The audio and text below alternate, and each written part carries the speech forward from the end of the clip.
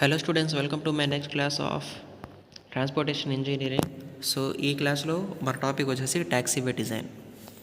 So టాక్సీవే డిజైన్లో ఏమేమి topics ఉన్నాయి? Introduction, layout, geometric design, standards for టాక్సీవే.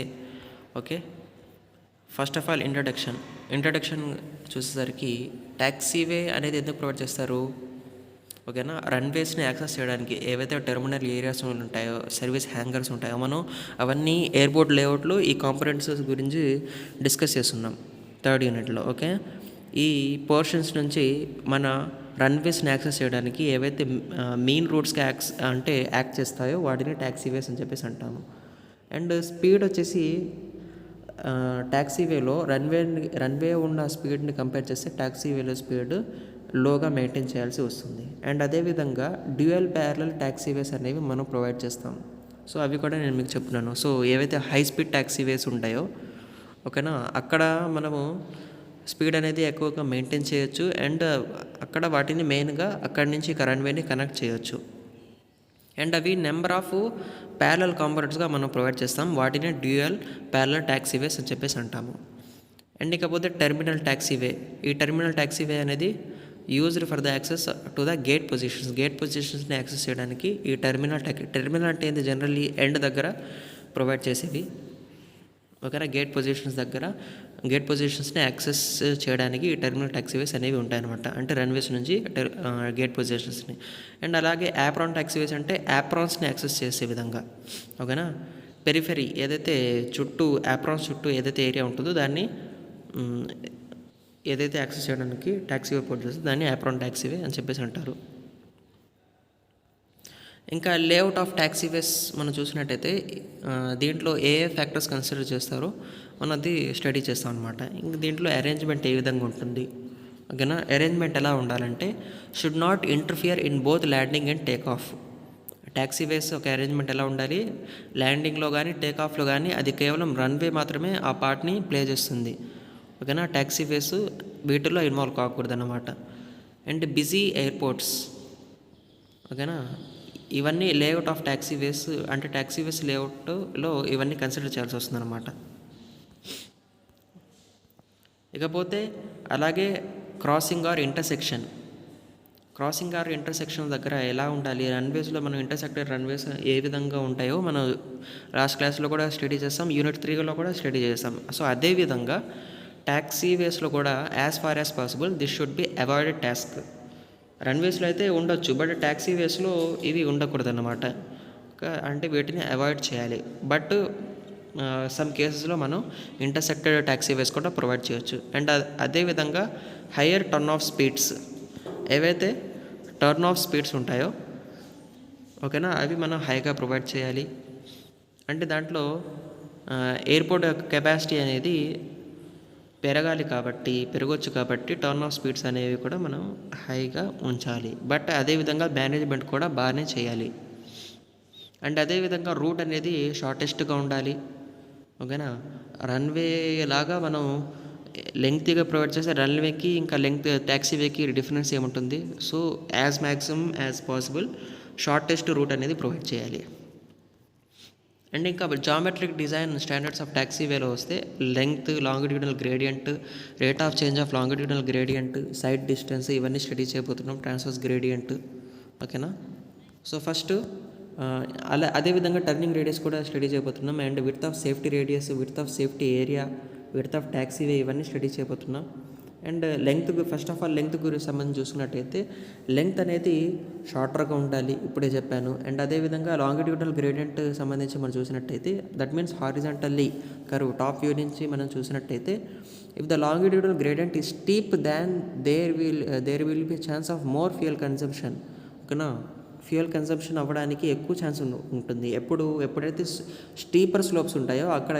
Obviously ఎప్పుడైతే అంటే మన రోలింగ్ గ్రేడియంట్ ఉందనుకోండి, అప్పుడు ఆబ్వియస్లీ ఇక్కడ నుంచి మన వెహికల్ యాక్సెస్ చేసేటప్పుడు ఆబ్వియస్లీ ఏమవుతుంది?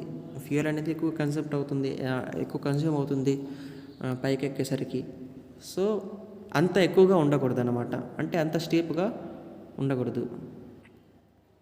అండ్ అదేవిధంగా దాని తర్వాత వచ్చే పాయింట్ మ్యాక్సిమం వాల్యూస్ లాంగిట్యూడనల్ గ్రేడియంట్కు సంబంధించి రికమెండ్ చేసేది ఏంటంటే సివిల్ ఏవియేషన్ ఆర్గనైజేషన్ ద్వారా 1.5%. ఇది దేనికి అంటే ట్యాక్సీవేలో ఏవైతే లాంగిట్యూడల్ గ్రేడియన్స్ ఉంటాయో అవి 1.5% A and B type of ఎయిర్పోర్ట్స్కి అనమాట.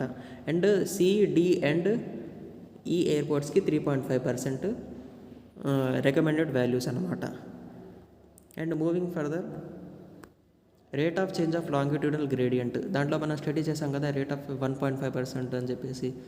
So maximum rate of change of gradient ఏదైతే లాంగిట్యూడల్ గ్రేడియంట్ ఉంటుందో అది 30 మీటర్ లెంగ్త్కి ఎంత ఉండాలంటే 1%.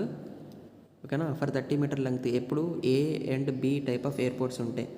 ఏ అండ్ బి టైప్ ఆఫ్ ఎయిర్పోర్ట్స్కి 1%, అండ్ సిడిఈకి 1.2% లాంగిట్యూడల్ చేంజ్ ఇన్ గ్రేడియంట్ ఉండవచ్చు.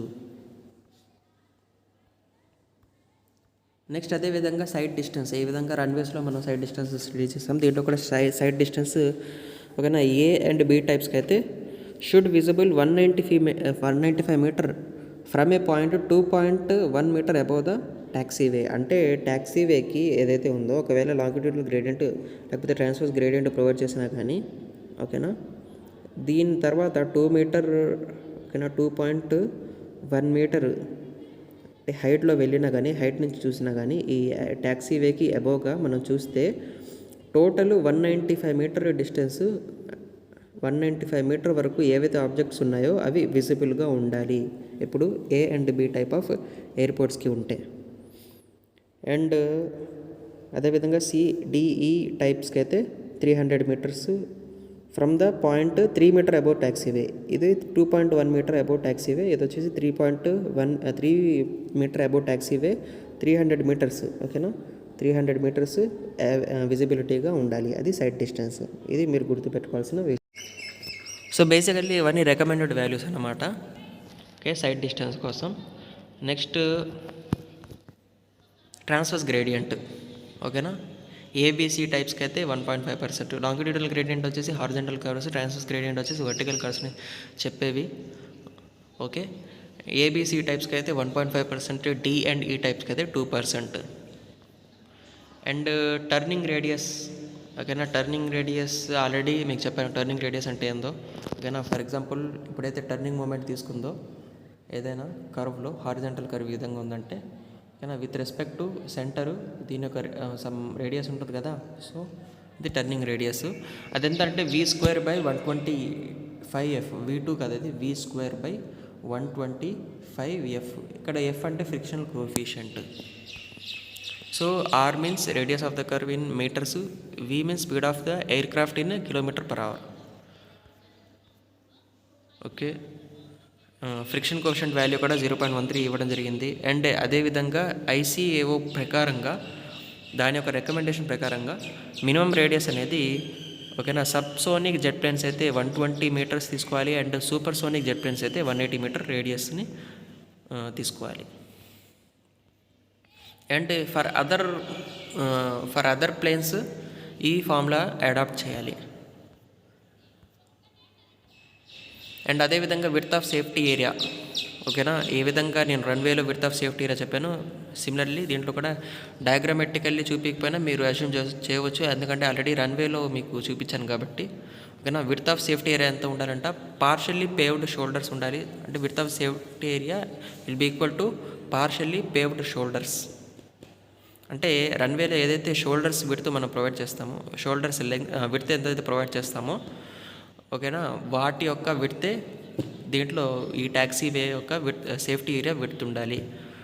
అండ్ న్యాచురల్ వే ఎలా న్యాచురల్ వేగా ఉండాలి అంటే వెజిటేషన్ మ్యాటర్, చెట్లు మొక్కలు ఏవైతే పైన ఉంటాయో గ్రాస్ నుంచి అవి రిమూవ్ చేసి ఉండాలి. Should be protected from vegetation అది యాక్చువల్గా ఓకే. దాని తర్వాత పేవ్డ్ వే అంటే దాన్ని బాగా లెవెలింగ్ చేసి అండ్ దానికి స్ట్రెంగ్త్ అంటే ఏవైతే మెటీరియల్స్ ఉన్నాయో వాటి మధ్య అజెషన్ అండ్ బాండింగ్ అనేది ఎన్ష్యూర్ చేసుకొని ఉండాలి. అండ్ షోల్డర్స్ అనేవి మినిమం విడ్త్ వచ్చేసి 7.5 మీటర్స్ ఉండాలి. And shoulders should be capable of the load of sweeping vehicles and is normally treated with bitumen ఓకేనా. షోల్డర్స్ ఏవైతే ఉన్నాయో ట్యాక్సీవే షోల్డర్స్ అనేవి నార్మల్లీ బిట్యూమెన్తో ట్రీట్ చేయబడి ఉండాలి. Bitumen means asphalt, bitumen, concrete ఇవన్నీ paving materials. Width of the taxiways ఎంత ఉండాలి? ఏబీ ఎయిర్పోర్ట్స్కి అయితే 22.5 మీటర్స్ అండ్ సి ఎయిర్పోర్ట్స్కి అయితే 15 మీటర్స్. సి ఎయిర్పోర్ట్స్కి 15 మీటర్స్, డి ఎయిర్పోర్ట్స్కి అయితే 9.9 మీటర్స్ అండ్ ఈ టైప్ ఆఫ్ ఎయిర్పోర్ట్స్ అయితే 7.5 మీటర్స్. చెప్పండి అమ్మా. సో ఇక్కడ మీరు చూడొచ్చు క్రాస్ సెక్షన్ ఆఫ్ ట్యాక్సీవే ఎలా ఉంటుందంటే, సో 1.5 మీటర్స్ మ్యాక్సిమం గ్రేడియంట్ ఏదైతే అంటే మన దాని యొక్క మెయిన్ ట్యాక్సీవే ఉంటుందో, ఓకేనా, ట్యాక్సీవే ఇదొక్కటే అన్నమాట. ఈ పోర్షన్ మాత్రం ట్యాక్సీవే. ఈ మిగతావి ఈవెన్ ఏంటంటే ఇవి పేవ్డ్ షోల్డర్స్. సో ఇది ఒక క్రాస్ సెక్షన్ మీరు చూస్తున్నారు, అంటే దాని యొక్క విడ్త్ మీరు చూస్తున్నారు అనమాట. ఐ థింక్ మీకు అర్థమవుతుంది అనుకుంటా. ఇప్పుడు ఇలా ఉందని చెప్పేసి అనుకోండి ట్యాక్సీవే, మీరు ఇక్కడి నుంచి చూస్తున్నారు దీన్ని, ఓకేనా. ట్యాక్సీవే ఈ విధంగా ఉంటే ఇక్కడి నుంచి చూస్తున్నారు. సో అప్పుడు మీకు ఏదైతే ఈ లెంగ్త్ కనిపిస్తుందో అదే ఈ లెంగ్త్ అనమాట. దాని యొక్క విడ్త్ 22.5 మీటర్స్. ఈ పక్కన ఇవి షోల్డర్స్, ఈ రెండు ఏంటంటే షోల్డర్స్. సో అక్కడ ఎంత మన గ్రేడియంట్ మెయింటైన్ చేయాలో 2% మ్యాక్సిమం గ్రేడియంట్ మెయింటైన్ చేయాలి, ఓకేనా. అక్కడ 5% మ్యాక్సిమం గ్రేడియంట్, ఓకేనా. మెయిన్ ట్యాక్సీవేలు రావడానికి ఈ విధంగా ఇంప్రూవింగ్ గ్రేడియంట్ అనేది, అసెండింగ్ గ్రేడియంట్ అనేది మనం ఇక్కడ ప్రొవైడ్ చేస్తాం అన్నమాట. సో దాని తర్వాత అక్కడ ఇన్లెట్ డ్రైన్స్ అనేవి ఉంటాయన్నమాట. ఆ ఇన్లెట్ డ్రైన్స్ వచ్చేసి ఇన్లెట్ ఆర్ మ్యాన్ హోల్స్కి కనెక్ట్ అయి ఉంటాయి, లేకపోతే డిచెస్కి కనెక్ట్ అయి ఉంటాయి. వాటిల్లోకి వాటర్ అనేది డ్రైన్ ఆఫ్ అయిపోతుంది. సో బేసికల్లీ ఈ గ్రేడియంట్ మనం ప్రొవైడ్ చేసేది ఎందుకు వాటర్ని డ్రైన్ ఆఫ్ చేయడానికి మాత్రమే, ఓకే. సో ఏ విధంగా అయితే క్రాస్ సెక్షన్ ఆఫ్ రన్వే ఉంటుందో సిమిలర్లీ అదే విధంగా క్రాస్ సెక్షన్ ఆఫ్ ట్యాక్సీవే కూడా ఉంటుంది. బట్ దీంట్లో పారామీటర్స్ వాల్యూస్ అయితే తగ్గుతాయి అన్నమాట. ఇక్కడ మీరు చూసినట్టయితే 5% మ్యాక్సిమం గ్రేడియంట్ ఎక్కడైతే ప్రొవైడ్ చేస్తారో అక్కడ వాల్యూ వచ్చేసి 3 మీటర్స్ ఉంటుంది. అండ్ 2% దగ్గర ఎక్కడి నుంచి స్టార్ట్ అయ్యి టోటల్లీ కనెక్ట్ అవుతుందో ట్యాక్సీవేకి అక్కడ 7.5 మీటర్స్ బోత్ సైడ్స్ ప్రొవైడ్ చేస్తారు. అదే నేను మీకు డయాగ్రామేటికల్లీ ఇందాక, ఓకేనా, థియరటికల్గా కూడా చూపించా, డయాగ్రామేటికల్గా కూడా చూపించాను. సో ఈ రెండు ఏంటంటే ట్యాక్సీవేస్ అనమాట.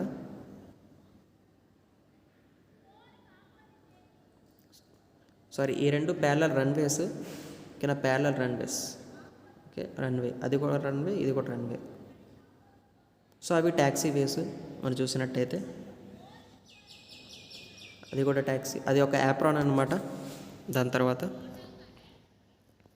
అండ్ ఇది ఒక రన్వే థ్రెషోల్డ్, అంటే ఇక్కడి నుంచి స్టార్ట్ అవ్వాలి అని చెప్పేసి. సో ఈ క్లాస్లో ఇంతవరకే guys. I hope you like this video and stay tuned for my upcoming videos. Thank you.